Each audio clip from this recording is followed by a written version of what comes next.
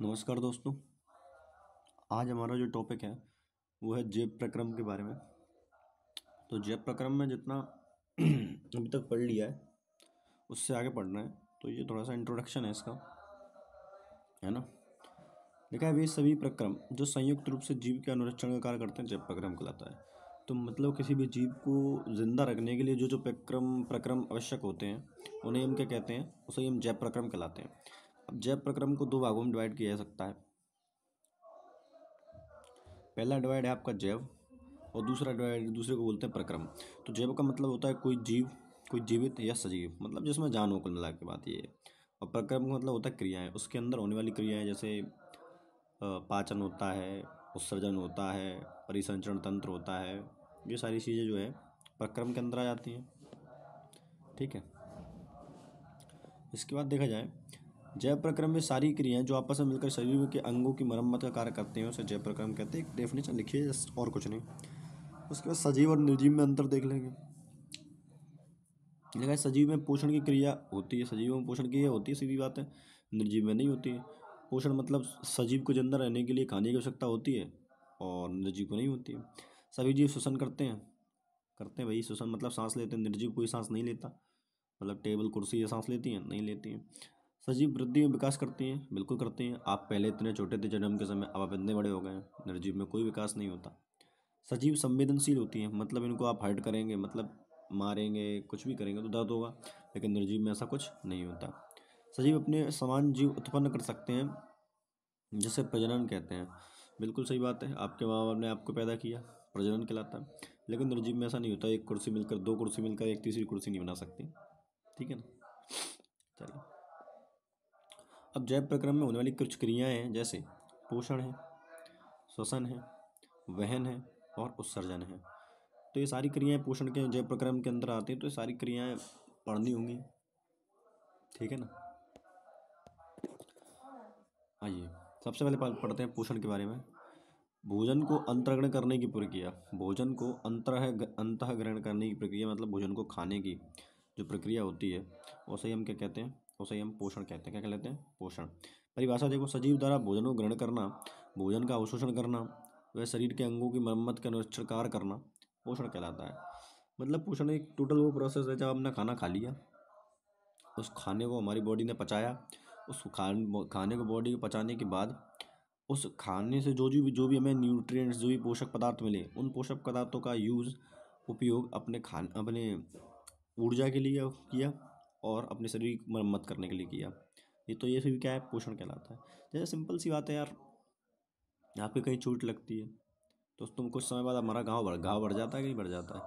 तो क्यों? क्योंकि हमारे शरीर में पर्याप्त मात्रा में पोषक तत्व मौजूद हैं, है ना। अगर पोषक तत्व पर्याप्त मात्रा में मौजूद है तो हमारी कोशिकाएं पर्याप्त तरीके सही तरीके से काम करेंगी, है ना, और उस जगह को भरने का काम करती हैं। मतलब कोश का विभाजन होता है वहाँ पर। अगर पिछली क्लासों में पढ़ा हो तो कोश का विभाजन के माध्यम से ये सारी चीज़ें होती हैं।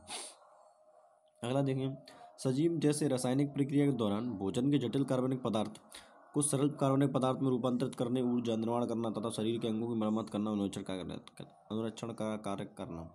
मतलब कुल मिला के एक और डेफिनेशन लिखी है कि देखो, जटिल रासायनिक कार्बनिक पदार्थ का मतलब ये होता है कि जैसे आप जब खाना खाते हो तो उससे आपको प्रोटीन मिलता है, कार्बोहाइड्रेट मिलता है ना, विटामिन कल खाने से ही मिल जाएंगे, और भी चीज़ों से मिल जाते हैं।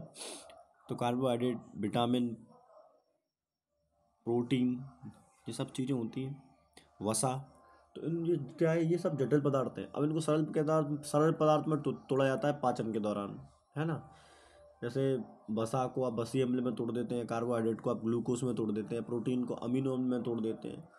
तो ये कार्बोहाइड्रेट हुआ आपका, प्रोटीन हुआ और वसा हुआ, ये सब आपके जटिल पदार्थ हैं, है ना। ये सब क्या है? आपके जटिल पदार्थ हैं और इनको सरल पदार्थ में तोड़ा जाता है।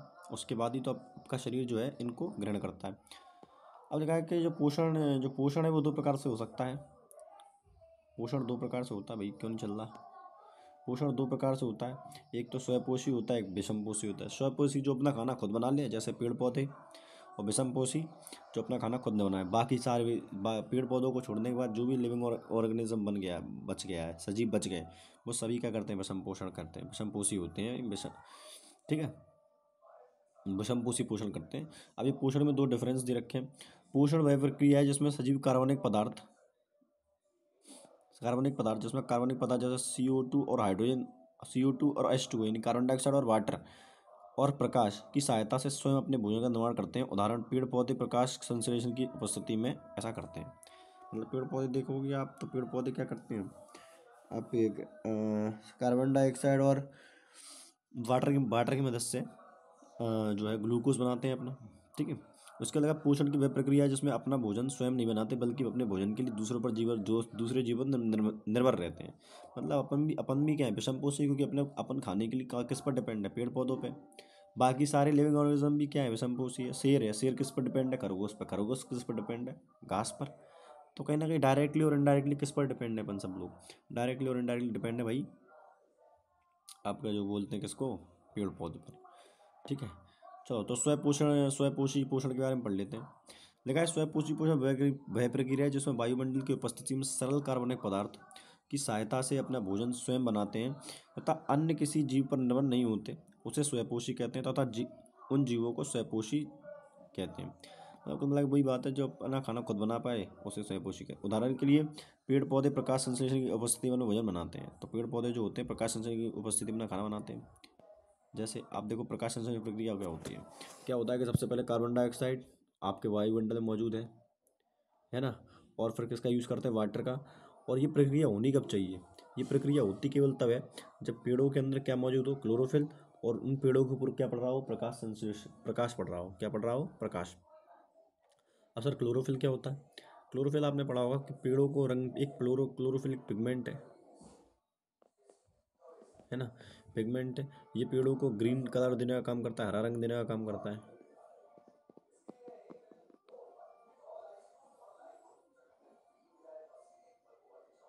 येलो यू आर है ना, ग्रीन कलर देने के बाद करता है। अब ये क्लोरोफिल पेड़ों में किस में पाया जाता है, क्लोरोप्लास्ट में पाया जाता है। अब क्लोरोप्लास्ट क्या करता है कि सन का जो ऊर्जा है, सन की जो प्रकाश है, उसको ऑब्जर्व करने का काम करता है। यानी जिसके पास कुल मिला के जिसके पास क्लोरोफिल होगा उसी के अंदर क्या होगा, प्रकाश संश्लेषण की प्रक्रिया भी उसी के अंदर हो पाएगी। ध्यान रखना इस बात को, ठीक है कि नहीं। जैसे अमरबेल है, तो अमरबेल के अंदर क्लोरोफिल नहीं होता, तो अपने खाने के लिए दूसरों पर डिपेंड है। किस पर डिपेंड है, दूसरों पर डिपेंड है, अपना खाना खुद नहीं बना सकते। इस बात को समझ लो आप, ठीक है। तो देखो ये लिखा है कि पौधे की प्रकाश की उपस्थिति में वायुमंडल उपस्थित कार्बन डाइऑक्साइड की सहायता से क्लोरोफिल में अपना भोजन बनाते हैं, जिसमें ऊर्जा संचित होती है। जिससे क्या बनती है, ऊर्जा बनती है। तो ये इन दोनों का यूज़ करके बनता क्या है, ग्लूकोज। ये क्या होता है, यही ऊर्जा का, जैसे यही इसी से क्या मिलती है भैया, आपको ऊर्जा मिलती है। क्या मिलती है, ऊर्जा। ये पेड़ों में किस किस फॉर्म में स्टोर होता है, तो ये स्टार्च के रूप में स्टोर होता है। किसके रूप में स्टोर होता है, तो स्टार्च के रूप में। अपन ग्लूकोज को किस में, ग्लाइकोजन के रूप में स्टोर कर लेते हैं, है ना, ग्लूकोज के रूप में स्टोर कर लेते हैं। अब ये ऑक्सीजन फिर बनता क्या क्या, ऑक्सीजन और हाइड्रोजन, वाटर निकल जाता है ना। देखो वाटर लिया भी था और वाटर थोड़ा बहुत निकाल भी दिया। इसको समझो, ऑक्सीजन की बात क्या करूँ। आप देखा है कि पेड़ पौधे, मतलब इसका जो बाई प्रोडक्ट है वो ऑक्सीजन है। इससे मतलब क्या है कि ये जितने ज़्यादा हम पेड़ लगाएंगे उतनी ज़्यादा ऑक्सीजन, उनके प्रकाश संश्लेषण उतनी ज़्यादा ऑक्सीजन निकलेगी इन्वायरमेंट में। तो इसीलिए आपसे कहा जाता है कि भैया ज़्यादा से ज़्यादा पेड़ लगाओ। ज़्यादा से ज़्यादा पेड़ लगाने से क्या फ़ायदा होगा कि भैया ऑक्सीजन निकलेगा उससे, और वो ऑक्सीजन हमारे लिए आवश्यक है कि नहीं सर, सिंपल सी बात है, आवश्यक है कि नहीं।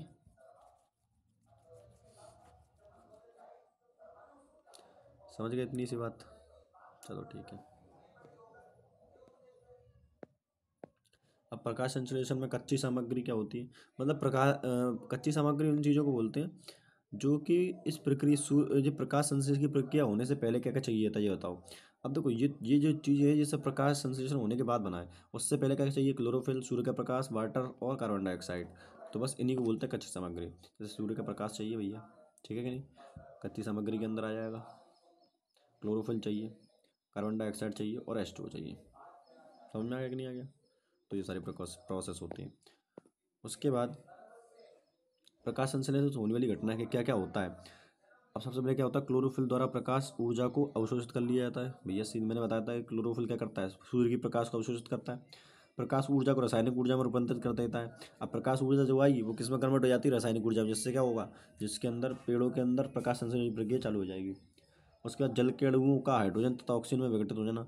अब जल किस में टूट जाता है भैया, जैसे ये हाइड्रोजन या जल का फॉर्मूला है, तो बेटा इससे हाइड्रोजन अलग निकल जाता है और ऑक्सीजन गैस अलग निकल जाती है। विघटित मतलब होता है टूटने यहाँ। और कार्बन डाइऑक्साइड का कार्बोहाइड्रेट में अपचयन हो जाना। और कार्बन डाइऑक्साइड का किस में अपचयन हो जाता है, कार्बोहाइड्रेट में अपचयन हो जाता है। मतलब CO2 एक कुल मिला के यहाँ रिएक्शन कर लेती है और C6H12O6 बना लेती है, O6 बना लेती है। ठीक है कि नहीं। तो ये सारी चीज़ें घटनाएं होती हैं। इससे आगे पढ़ेंगे अगली क्लास में। तब तक के लिए लाइक शेयर सब्सक्राइब करते रहें। धन्यवाद।